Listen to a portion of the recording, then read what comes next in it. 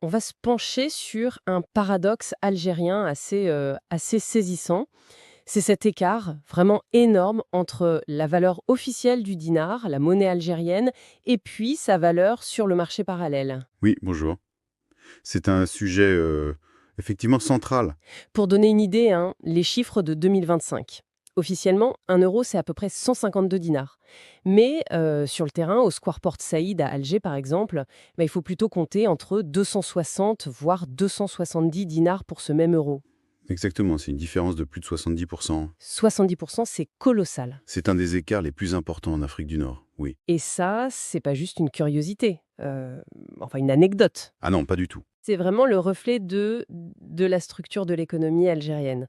Donc aujourd'hui, on va essayer de décortiquer ça, comprendre d'où ça vient, comment ça marche et puis les conséquences. C'est ça. Et ce double taux de change, en fait, ça met en lumière une tension fondamentale. D'un côté, on a une monnaie gérée par l'État, avec une valeur fixée, Oui. et de l'autre, la valeur réelle, celle du quotidien pour beaucoup, elle est dictée par ce marché informel qui est Et, omniprésent. et ce qui est intéressant, c'est que c'est pas nouveau, hein. Ah non, pas du tout nouveau. C'est profondément ancré dans le modèle économique algérien, un modèle très marqué par la rente pétrolière d'une part, et puis ce contrôle d'échange très strict